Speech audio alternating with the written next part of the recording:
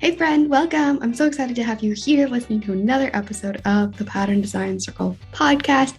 Here we talk all about the ins and outs of designing knit and crochet patterns and running a business that makes it all possible. I'm Jessica, your host, knitting pattern designer, design mentor, and the friend in your ear. Can't wait to dive right in. The Pattern Design Circle podcast is sponsored by the Pattern Design Circle, a membership community for knit and crochet pattern designers that are feeling lost, lonely, or frustrated in their business. It connects you with a supportive community that's always eager to answer your questions and help you through the hard times. And there's loads of resources and activities specifically catered to business and designing. Sound like your jam? Check it out at snickerdoodleknits.com/design-circle. That's snickerdoodle, like the cookie, knits, knits.com/design-circle. All right, let's get into it. Hello. Welcome back to another episode of the Pattern Design Circle podcast. As always, I'm so excited to be here chatting with you. And it's been a hot minute since I've recorded.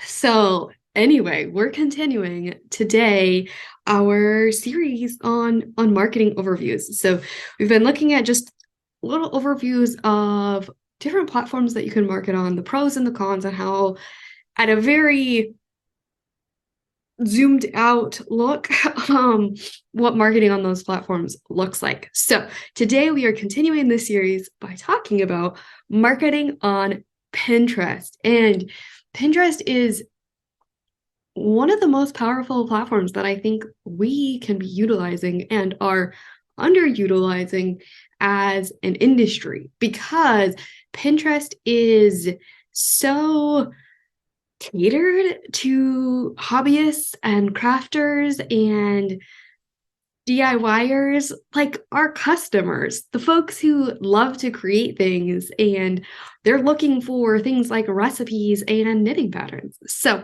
anyway, we're going to get into talking about what Pinterest is, why you might want to be using it, how to use it, different tools you can use, all the things. So if you're not familiar with Pinterest, it is a platform that utilizes SEO, which is search engine optimization, and it's a whole bunch of pictures and videos of inspirational content, basically. You can use it for travel stuff. You can use it for outfit stuff, clothing. You can use it for recipes. You can use it for craft stuff. You can use it for inspirational quotes. And so then the idea is that as a consumer, as a user of the platform, you see all of these things that then you just pin the things that you really love. And if you want to go buy it, if you want to learn more about it, you can click on the pin and it takes you directly to the website. You can read the blog post, you can buy the thing, all of those things. So the idea of Pinterest is that they really want it to be an inspirational platform, which I think is perfect for creatives. It's perfect for folks who love to be inspired, who love to have all of the different ideas. Another reason why I think Pinterest is so amazing is that it links directly to your content. When we're using social media platforms like Instagram and TikTok and Twitter, I'm not actually that familiar with a lot of the social media. I focus on Instagram, but our social media platforms, they're trying to get people to stay on their social media platform. They're not trying to send people to your website. Pinterest is trying to send people to your website. They want their customers to feel satisfied in what they're finding, to feel inspired, and to actually have what they need to do what they want. Whether that's purchasing, creating, all of the things, feeling inspired and motivated. So I love that on Pinterest, our pins are directly linked. That means that you don't have to say, click the link in my bio every single time you share something. That means that they know that they can just click the pin and it's going to open up whatever you say, it's going to open up. I hope that you're honest. You're not trying to fool people, that you are actually giving them what you say you're going to give them.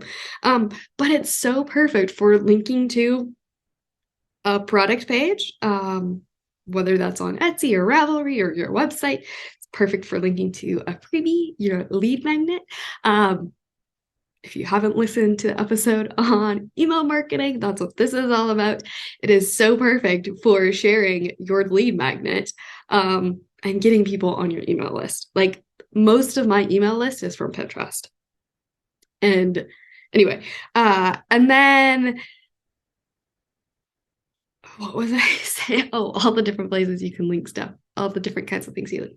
Did I say blog posts? Tutorials, YouTube videos, all of the kinds of things. So another amazing thing with Pinterest that is similar to blogging and websites is the SEO. The fact that it is searchable. So when somebody goes on Pinterest and they type in free sock knitting pattern, they are looking specifically for a free sock knitting pattern. It's not like Instagram where you're like sending it out to the masses and hopefully somebody wants a free sock knitting pattern. Instead, it's directly linking the person who's looking for it with the thing that they're looking for, which means that the people that are clicking on your links are warm leads, which means that they're very interested in what you're creating. They are in a place where they're more likely to want to sign up for that free lead magnet, or to buy the pattern, or to watch the YouTube tutorial.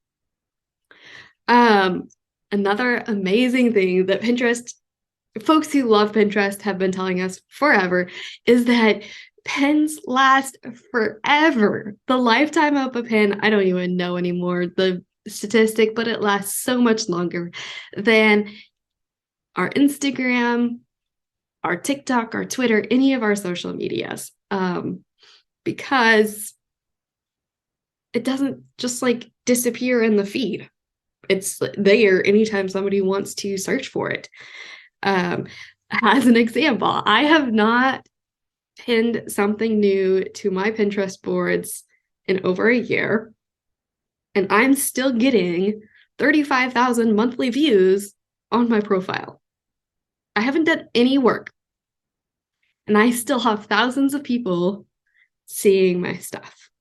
Now, I won't say that my Pinterest I've never been very honed in on my Pinterest strategy. I've never been very particular about it. So it's not utilized nearly as well as it could be. That is definitely something I want to work on in the future. Absolutely. But it just shows the power of Pinterest and why I keep thinking, I really should be doing more on Pinterest. Why am I focusing all my time on Instagram when I should be doing more Pinterest? So that's a I guess little vulnerability there, but it is so true. The lifetime of a pin on Pinterest makes your effort worth so much more. And then, like I mentioned, it's catered to a very specific kind of audience who's looking for DIY, looking for inspiration, looking to learn new things, and looking to buy. The stats, I don't remember any of the stats off the top of my head, but the stats are that somebody on Pinterest is several times more likely to buy than somebody on other platforms. Like it's a platform where they're looking for a solution, and so they're ready to solve their problem. They're looking, like, even if they're not specifically looking for something, if they're just scrolling, because Pinterest, yes, has an algorithm just like everything else on the internet. And so it knows what folks are typically pinning and what they're likely to be interested in. And so if it's showing them your knitting patterns, because they tend to pin knitting patterns, maybe they're not ready to buy right now, but when they're looking for something, or they're like, I really want to make a project, what should I make next? Your pin will be there to inspire them. And it might just be the perfect project that they didn't know they were looking for. Something else that I think is really interesting about Pinterest is that you're doing more attracting and less nurturing. So when we talked about, I think we talked about on email, maybe on the email segment podcast episode, like the customer buyer journey. We might have talked about this in the Marketing 101 podcast episode as well. So when we're talking about this buyer journey, we have the different phases. We have when you're attracting them, and then we have like once they're on your email list and you're nurturing them and you're wanting to take care of them, to build the like, know, trust, and to just continue to show them that you care about them and all of that kind of thing. And then we have once they buy. So Pinterest is, people can follow you, but it's not the same kind of nurturing really that we see on other platforms or on email lists. Really, it's all about attracting them and selling to them. Like maybe it's not even so much attracting them, it's selling to them. Like you don't even have to worry about creating all the different kinds of content, because you're just telling them, hey, I have this thing for you. Come check it out. Come read the blog post. Come sign up for my email list so that you can get this free thing. Come buy this knitting pattern. And I don't know, in a lot of ways that feels really nice because it's like, don't have to worry about all the other pieces to the marketing puzzle for this platform specifically. Now, of course, I recommend that you use Pinterest in conjunction with an email list. So you're going to be nurturing your people on your email list. But I like to think of it as like Pinterest is the attracting / buying. Like it's the beginning touch points. But when the beginning touch points are to a hot audience or a warm audience, you or leads, then you are going to be selling to them. And then you get to focus on the nurturing on your email list. I don't know. I think that's cool. So, and then the last thing on my why for why you might love Pinterest is, and I'm sure we could think of a lot more, but for the sake of time, the last item on my list was that Pinterest cares more about quality than about quantity. And this is something that has shifted in the last few years. It used to be that Pinterest strategy was pin several pins every day and all this. But now they're like, actually, we don't want you pinning the same thing over and over again. We don't want you just throwing out a bunch of stuff. We really want this to be a beautiful platform that people are inspired by. They really want to, like the customers really want to come onto the platform and feel inspired and want to create the things and buy the things and all of that. So, I think that's really nice as a creator, as a business owner and a marketer, to know that it's not just about pushing lots of stuff out. It's about creating quality things that people are actually excited to look at and to pin. And as people pin, you're going to have and click through, Pinterest is going to show it to more people. So, all right, let's talk about how you use Pinterest. What's the technology like? So you create videos or images that are going to catch your ideal customer's eye. In some ways, I think of it more as like a YouTube thumbnail where this is catching their attention, which I mean, really, it is the same idea as Instagram or something else. But Pinterest, trying to think. I don't think any of their videos, it might depend on your settings. I don't think the videos auto play. So like your graphic needs to get folks' attention to actually open it up and click the link. Anyway, so the idea is that you're creating this video or this image that's really catching folks' eye and making them interested to want to learn more, making them interested to want to click through. You can also repurpose content from other platforms. So if you're on social media, you can use those images and videos and post them on Pinterest as well. Now, understanding what does well on both platforms was really helpful. You can do that through testing. But the first step is to create the content. Create something that folks are like, it's going to actually catch their eye.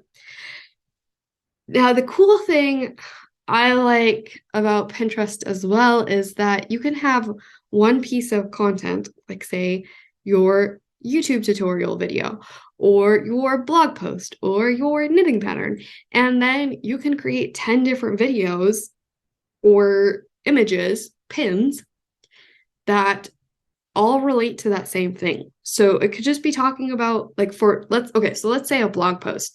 You have a blog post that you want to share on Pinterest. You can have 2 different pins that have the blog title on it and use different images and colors and things like that. And then you can have 2 different images that are different quotes from the blog post. And then you can have maybe 2 other images that are like different ways to say what is in the blog post. So maybe your blog post is how to write a knitting pattern, and then something else is going to say 3 tips to pattern writing, or what not to do when writing a pattern, or how to write the perfect pattern, like different things like that. You could have like different wording, and you can use keywords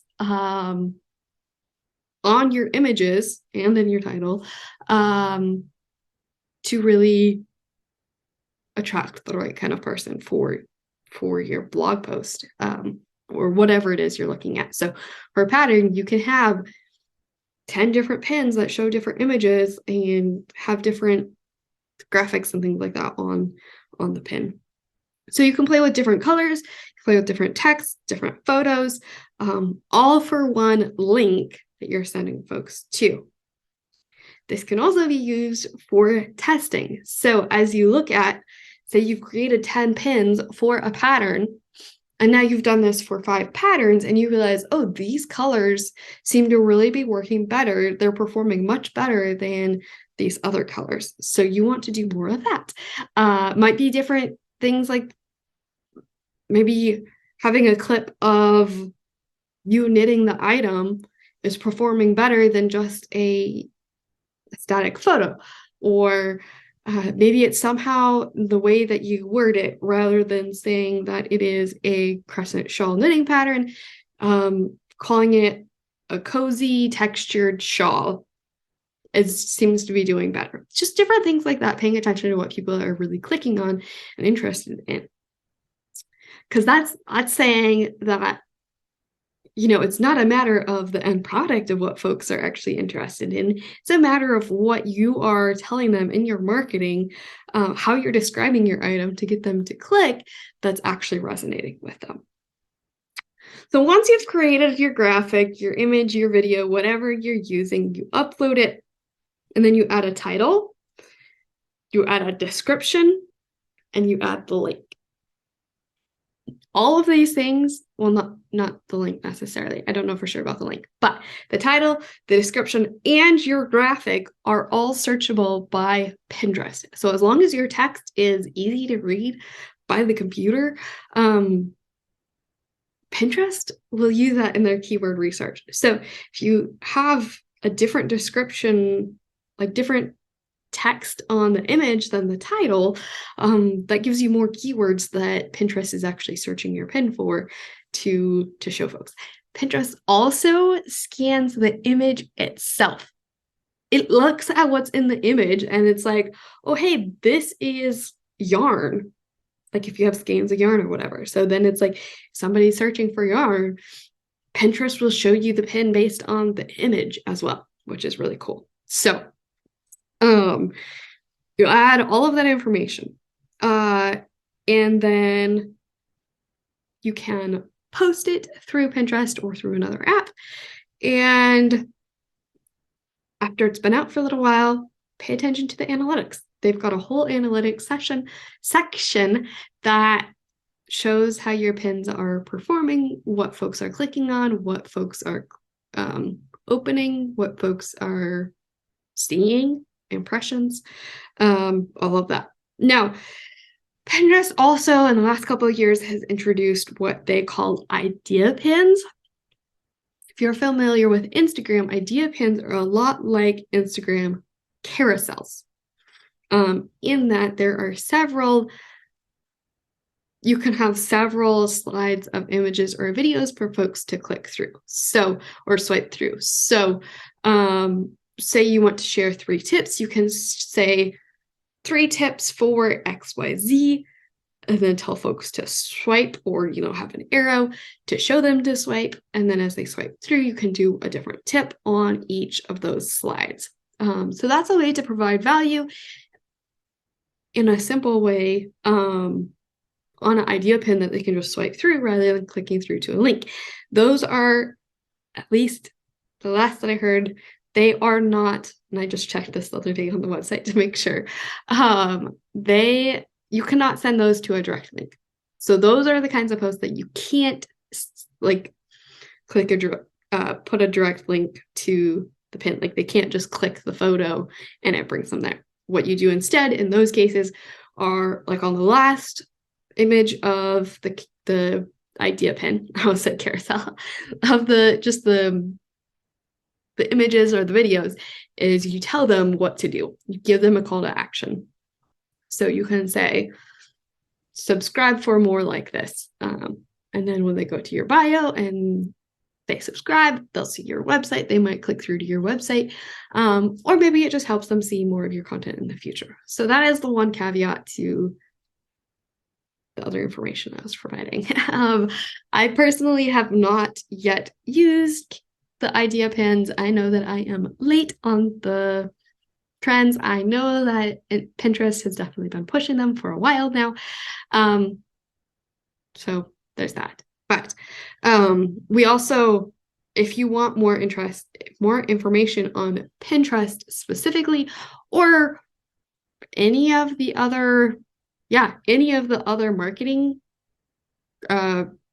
discussions I've had here inside of the Pattern Design Circle, I have guests that specifically speak to this. So we had a guest who talked all about SEO on Pinterest. We had a guest who talked, or Pinterest, using Pinterest and SEO.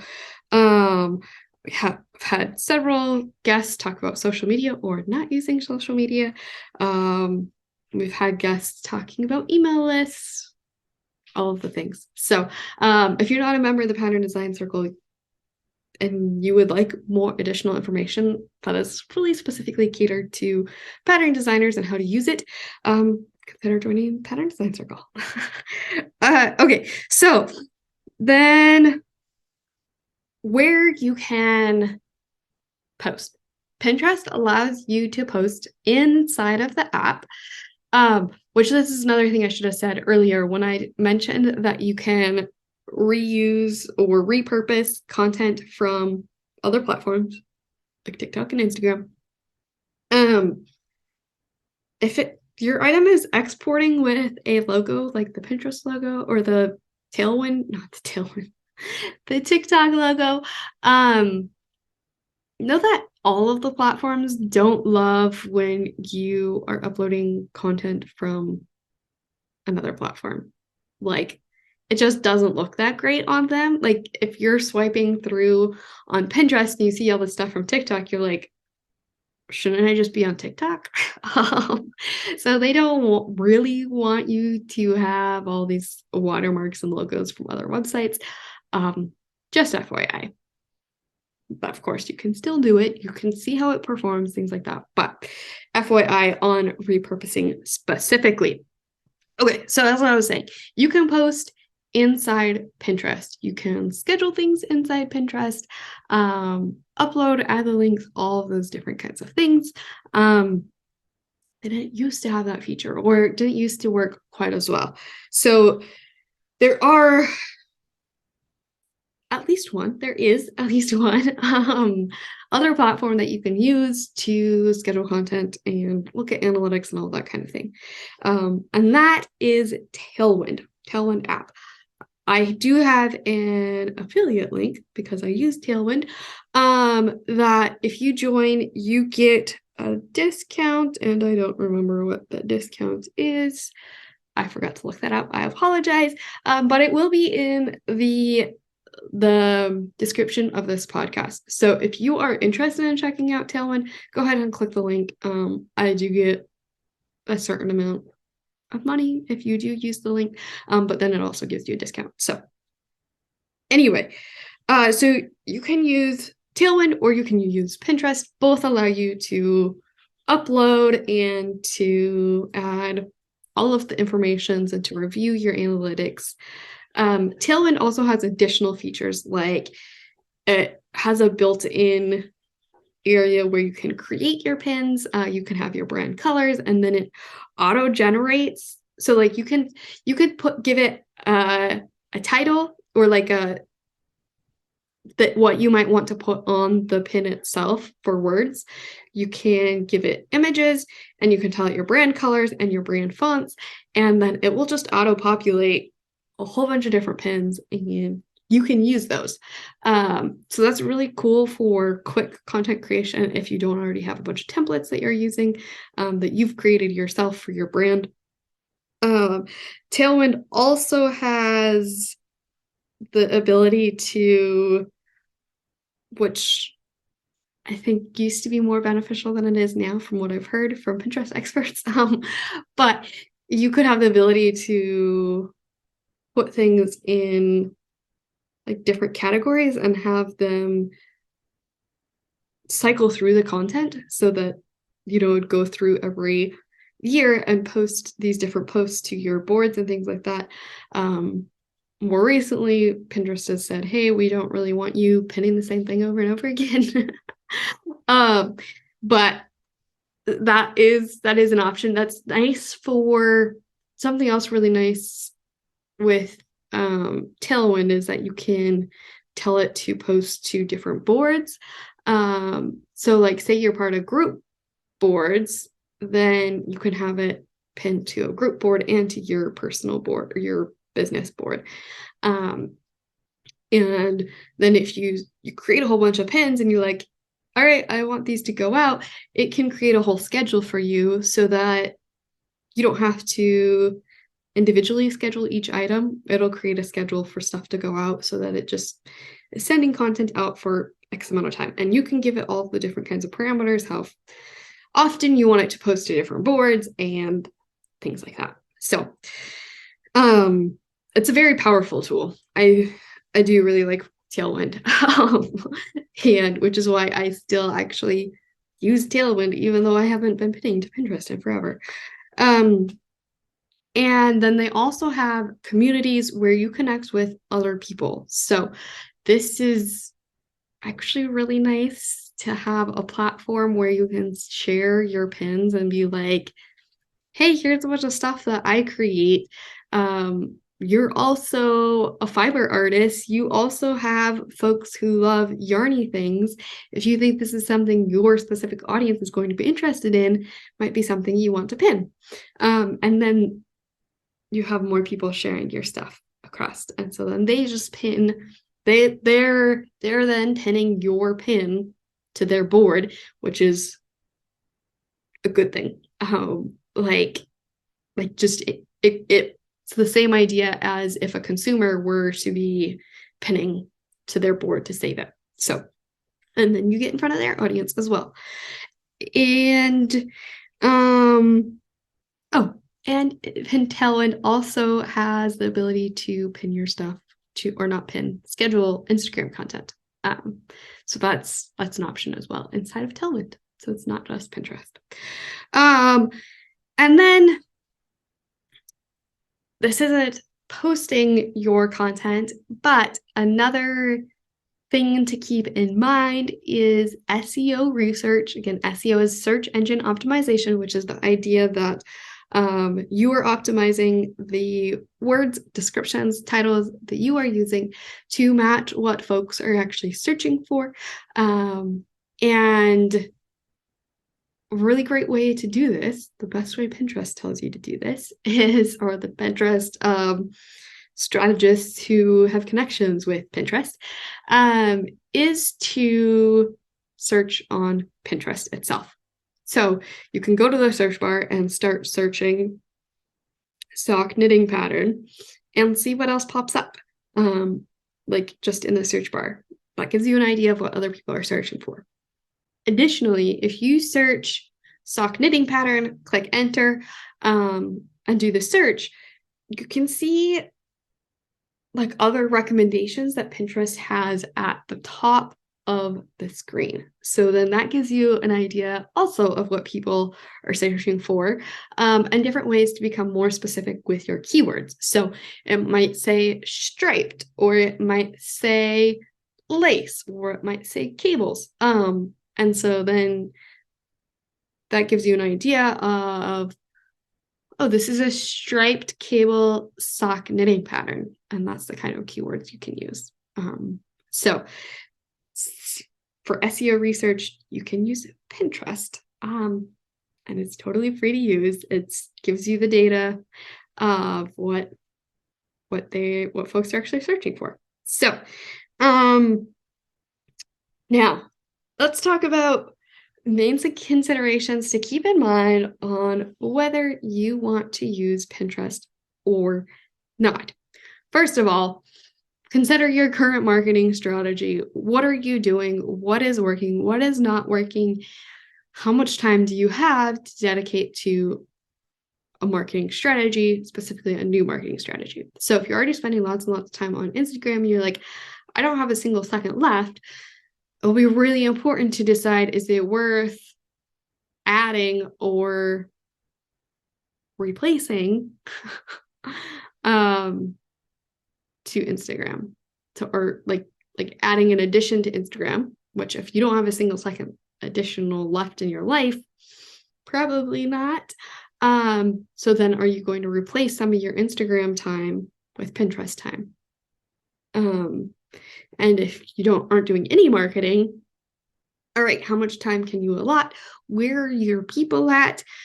Are your people the kind of people who are on Pinterest? And a way to do that is, maybe if you're very niche, you design cabled sweater knitting patterns for dogs.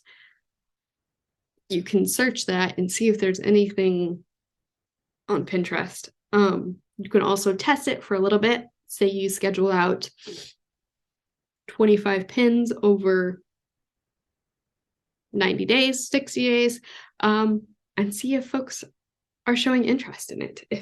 If they're even looking at it or clicking on it, anything like that. If they're pinning it to their own boards.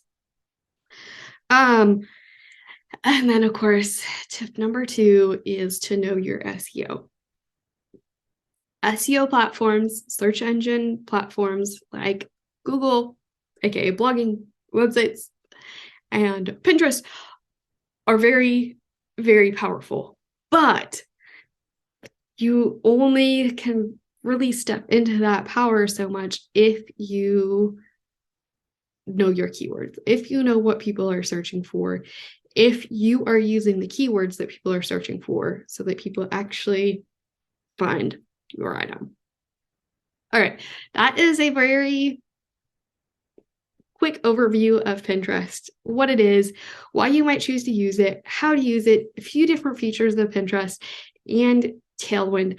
I hope it gave you a good overview. If you have additional questions, of course, go ahead and reach out to me at Pattern Design Circle on Instagram. And if you're really looking at diving deeper into marketing strategies, whether that's specific to a platform or just really trying to nail down your marketing strategy in general, your branding, we do all of that inside of the Pattern Design Circle. We have amazing guest speakers, and I have coaching, and we'll have courses coming in the future to Pattern Design Circle. So you can check that out. Also, the links are all inside of the show notes. So there's the affiliate link, which I'll include the discount for Tealwind, and Pattern Design Circle link there in the bio, in the description. So, happy pinning if you decide to go through Pinterest. I would love to hear if this influences you in your opinion on Pinterest. So I'll catch you on the next one. Wow, thanks so much for listening to this episode. If you found it valuable, please share the podcast with a designer friend. And if you have a minute, leave a review. It's so helpful for me and means the world to me. Chat soon.